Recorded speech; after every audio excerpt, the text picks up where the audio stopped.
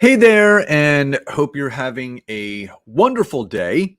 As you're tuning into this, obviously there's multiple fashions of how you're doing that. If you're watching on my YouTube channel, please don't forget to support me by liking this video, subscribing to the channel, turn that notification bell on so you are notified when my videos do get uploaded to YouTube.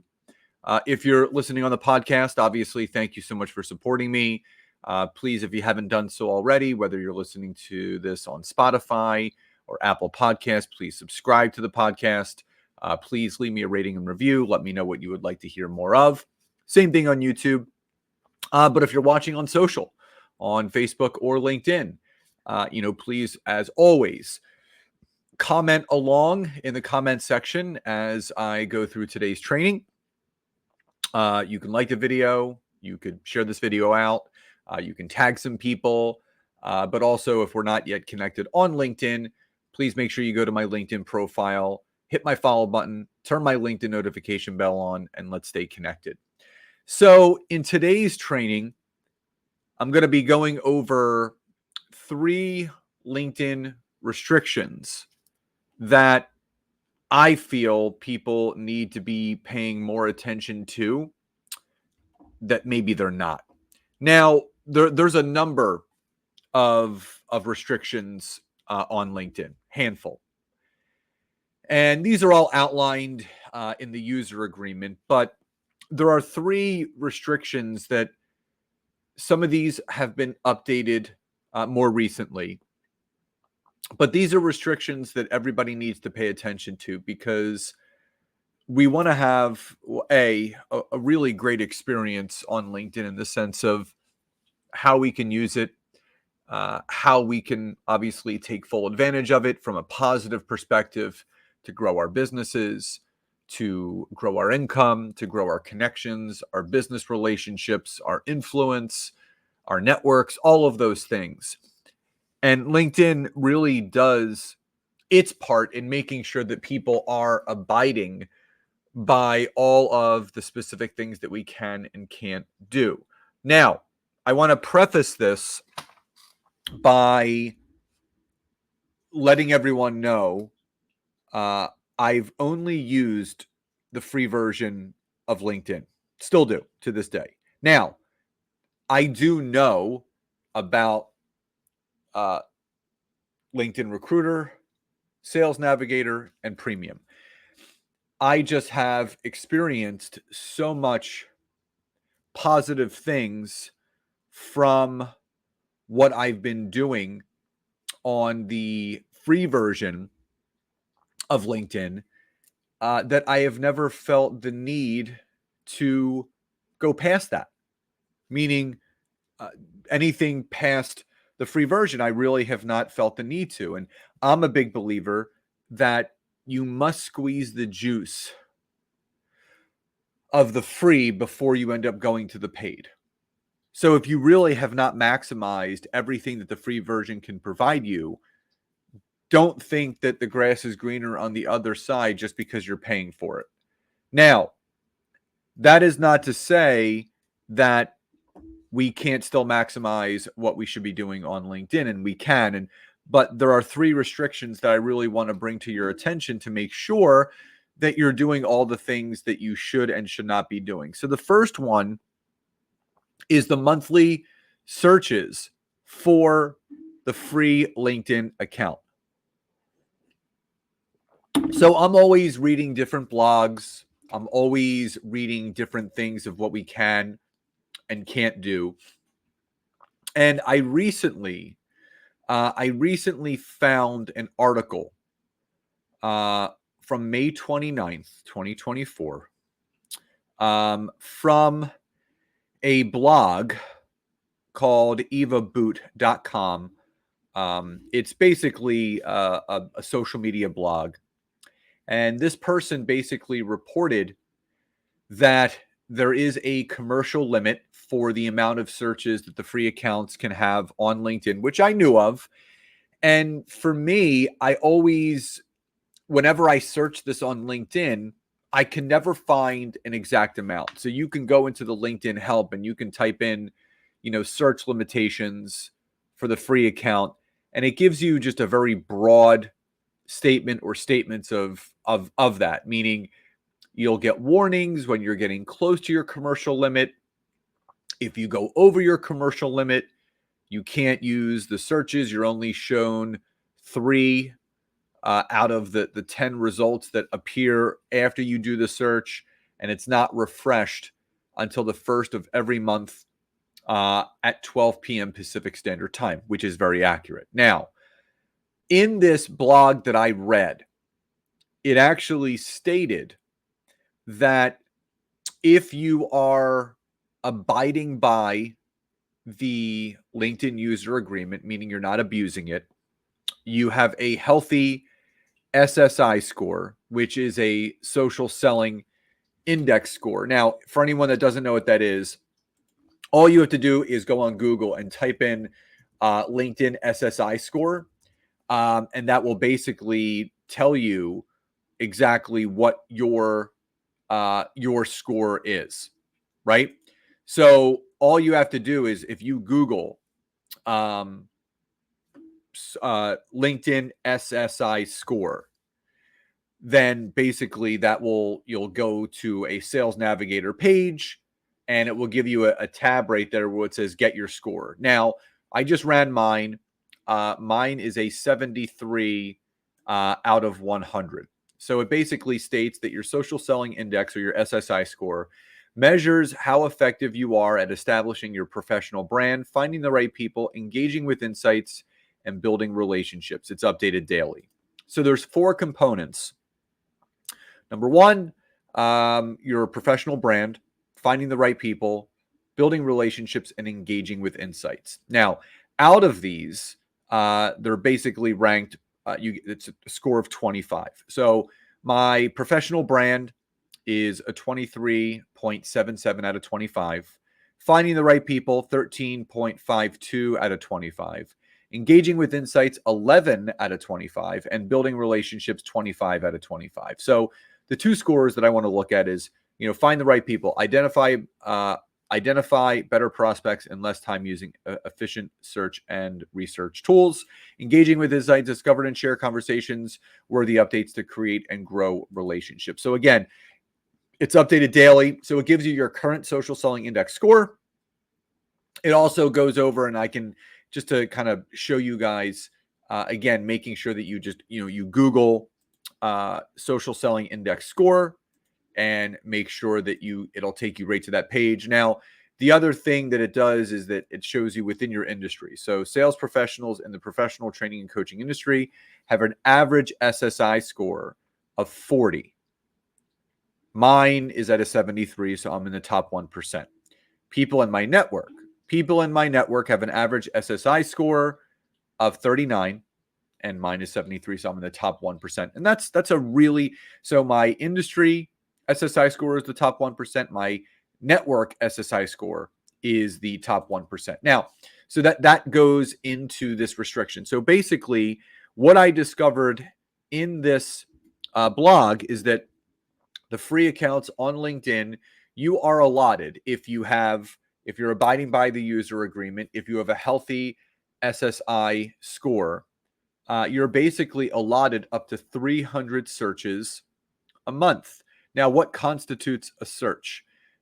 If you're searching for an individual, someone's name, if you're searching a professional title, if you're searching an industry, if you're searching a company, if you're searching a group, anytime you go into the search engine and you search for something, that constitutes a search. Now, I'm testing this myself because I never search that. I mean, I search daily, but not to the extent where I'm doing 10 searches a day. So I want to preface that, but making sure that you take that into consideration. So my suggestion for anyone listening to this is start with doing one specific search a day. And I would not search for an individual. I would search for an industry or a professional title of someone that would be a good connection for you from either an ideal client standpoint or a business ally or power partner standpoint. So there is a monthly search restriction. I've read it's up to 300, but that really is predicated on the health of your LinkedIn account. If you're abiding by the user agreement, if you have a healthy SSI score, your social selling index, that all goes into how many searches you're allotted with the free version. So that's the first restriction. Now, within the search restriction, there is a search result limitation for the free LinkedIn accounts. Now,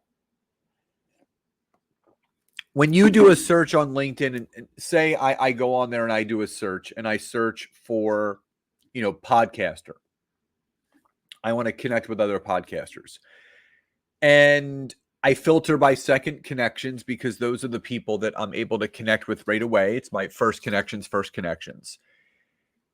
What that's going to reveal is a number at the top. It'll say search results, and then it may say, 15,000, something like that. And then you'll scroll to the bottom of the search results. So basically, it'll give you all the names. It'll say either connect or follow on the right-hand side. But what you'll notice is that LinkedIn only allots you the first 1,000 names. So that is another limitation. So even though the search result said 15,000, you'll notice that each search result page has 10 names and there's 10 pages, right? So, or 100 pages, I'm sorry. So there's 100 pages of 10 names. 10 times 100 is 1,000.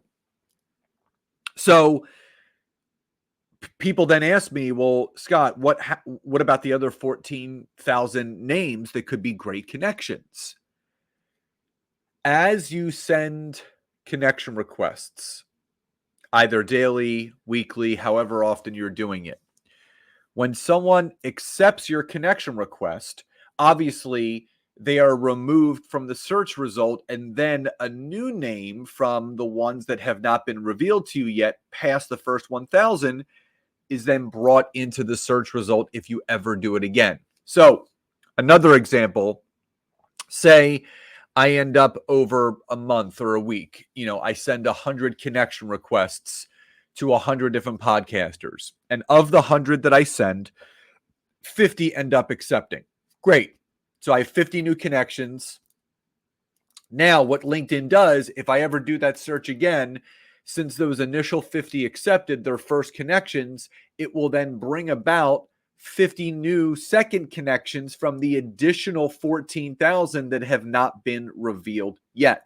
So I just want you all to know, if you see the search result at the top left saying 15,000, but you're noticing there's only 100 pages of 10 names, that is a normal limitation within the free accounts of LinkedIn. They only give you the first 1,000 connections to connect with. So that's number 2. Number 3, on top of that, are the weekly connection request limitations. So again, your monthly searches up to 300. Number 2, the search result limitation for the free LinkedIn account, it's 1,000. Then after that, after people start accepting, you'll get new ones. Now, the weekly connection request limitation. So this is a very important one. So for those that didn't know this, you are only allowed 100 sent connection requests per week. That's Monday through Sunday. That's it. If you go over that, which you can go over that, and LinkedIn, is monitoring your account, they see that you've gone over that, they will actually restrict your account for a 24-hour period. You do it a second time, they'll restrict you for a week. You do it a third time, they will restrict you for a month from sending connection requests. You do it a fourth and final time, you will get a lifetime restriction of never being able to send connection requests ever again. They did this because people were abusing the connection request limitation, meaning they were sending thousands every single day. So if you compound that over a 7-day period, or even a 5-day period. So say you send connection requests Monday through Friday, don't go over 20 a day. If you go over 20 a day, you will go over 100 per week, which means you'll get a restriction. So make sure that you stay under 20 a day, Monday through Friday. So again, 100 connection requests sent per week is your limitation. Don't go over it because, again, if your account gets restricted and you're not allowed to send connection requests anymore, then you have no ability to build a viable and quality network. So all three of these limitations and restrictions actually really play off of each other. The fact that you're allowed, from what I know, if you have a healthy LinkedIn account, up to 300 searches per month. Within those search results, you only get shown the first 1,000 people, but you're only allowed to connect with 100 people per week. So really pay attention to these things. I always subscribe to blogs because I want to know what you can and can't do. So I'm abiding by the restrictions, and I obviously want all of you to do that as well, so you don't get in trouble, you don't get blocked, you don't get your account deleted, and you have a great experience on the platform. Now, one last thing, if you would like, I have something called a LinkedIn Scorecard Assessment. It's a free assessment that you can actually take that will kind of show you and reveal to you what areas of help that you need, whether it's your profile, building your network, connecting, messaging, content. It takes about 2 minutes and it spits out your results of the things that you need to focus more on. If you would like to take my free LinkedIn Scorecard Assessment, if you're watching this on social, meaning Facebook or LinkedIn, just drop the word me, M-E, in the comments. If you're actually watching on YouTube, you can do the same thing. You can comment me, and I will send you guys the link to that. If you're actually listening to the podcast, if you're listening on Spotify, if you're listening on iTunes, send me a DM on LinkedIn or on Instagram. My Instagram handle is @ScottAaronLinkedIn, and just say, hey, I'd like to take the assessment, and I will send you that link. So I just want to thank everybody for tuning in today. I hope you found this episode helpful. Love and gratitude, and I'll talk to you next time.